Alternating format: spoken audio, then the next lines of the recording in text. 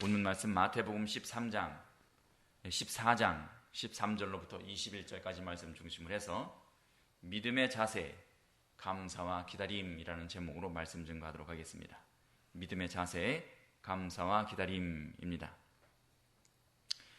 이 부분 마태복음 14장 13절로부터 21절까지 말씀은 우리가 너무도 잘 아는 흔히 오병이어의 기적이라고 일컬어지는 부분입니다.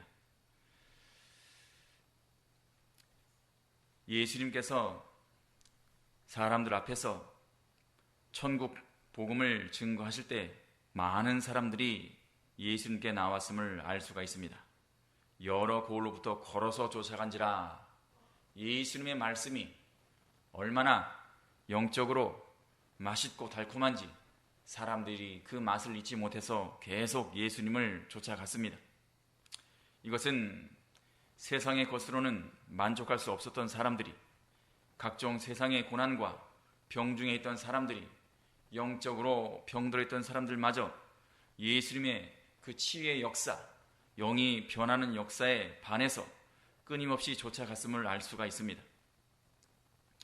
예수님께서는 특히 세상 사람들이 갖지 못했던 긍휼함을 가지고 계셨음을 우리가 알 수가 있습니다.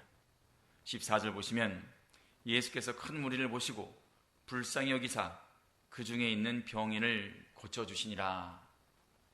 예수님의 본업이 원래 병 고쳐주시는 의사가 아니지만 그러나 불쌍히 여기시는 마음이 많으셨기에 병들어서 고난 중에 있는 사람을 그냥 보고 지나치실 수가 없었던 것입니다. 예수님 이만큼 사람을 불쌍히 여기시는 마음이 많으셨고 또 사랑이 많으셨던 분이십니다. 그 예수님의 모습을 보고라도 사람들은 예수님의 곁을 떠날 수가 없었을 것입니다. 예수님의 그 사랑과 그 긍휼의 풍성하심에 반해서 예수님을 떠날 수가 없었던 것입니다. 제자들도 그들을 돌려보내지 못했습니다. 단지 식사 시간이니까 마을에 들어가서 먹을 것을 사 먹게 합시다 라고 예수님께 권합니다. 보통 사람 같으면 불쌍히 여기는 마음을 가질 수는 있어도 이 많은 무리들이 자기를 따라오는 것에 대해서 부담을 느꼈을 수도 있습니다. 어떻게 해줄 수가 없으니까. 하지만 하나님의 아들이신 예수님께서는 사람들에게 말씀만 들어라, 율법만 지켜라, 오로지 그것만 말씀하신 것이 아니라 사람의 육신의 필요조차도 아시고 채워주시려고 하셨던 것입니다.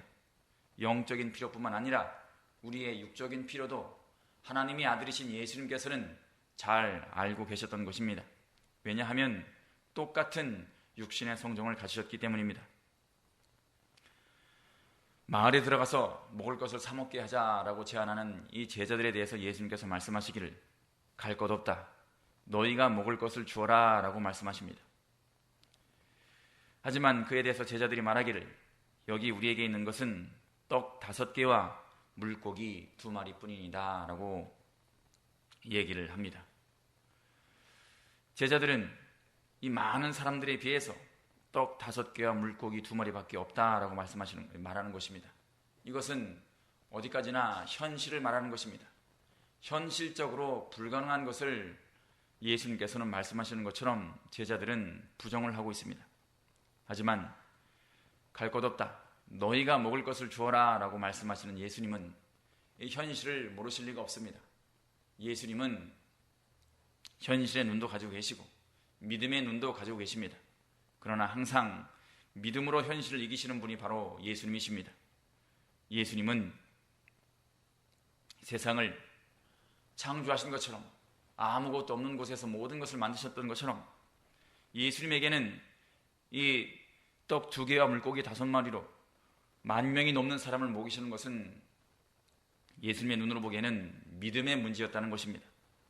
제자들도 이런 믿음의 눈을 갖기를 원하셨다는 것입니다. 하나님의 아들이신 예수님께서는 이 보잘것없는 물고기 2마리와 떡 5개로 10,000명을 먹이실 계획을 가지고 계셨던 것입니다. 실제로 그 후에 많은 사람들이 이 떡 5개와 물고기 2마리로 배불리 먹고 12광주리가 남을 정도로 그렇게 많은 사람들이 배불리 먹을 수가 있었다는 것입니다. 이렇게 하나님이 하시고자 하면은 불가능이 없습니다. 불가능이 가능으로 바뀝니다. 무가 없는 것에서 있는 것으로 바뀔 수가 있다는 것입니다. 그런데 요한복음을 보시면 이 물고기 2마리와 떡 5개가 어디서부터 나왔느냐? 어떤 한 아이가 그것을 예수님께 드렸다는 것입니다. 예수님은 이 한 아이의, 어린 아이의 작은 순종, 이것으로 큰 일을 하셨다는 것입니다.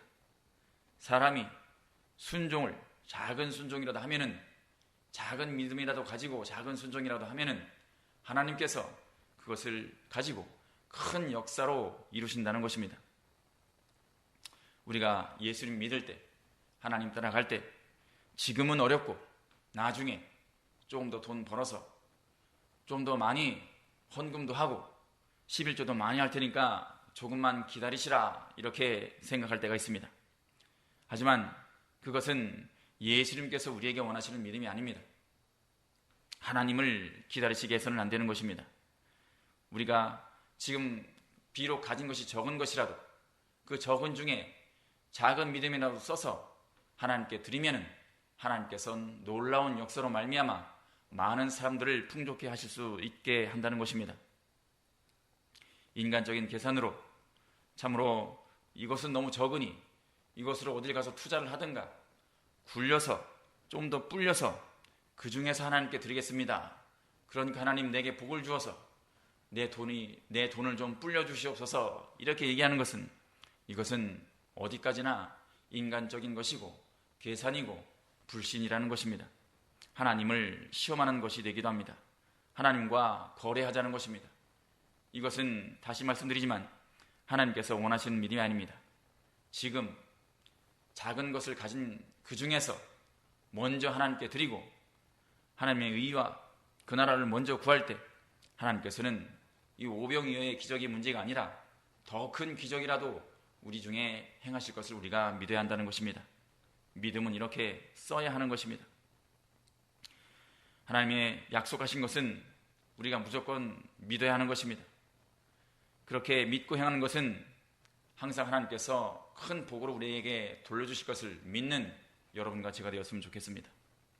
19절부터 21절 말씀 보시면, 무리를 명하여 잔디 위에 앉히시고 떡 5개와 물고기 2마리를 가지사 하늘을 우러러 축사하시고 떡을 떼어 제자들에게 주시매 제자들이 무리에게 주니 다 배불리 먹고 남은 조각을 12바구니에 차게 거두었으며 먹은 사람은 여자와 아이 외에 5,000명이나 되었더라.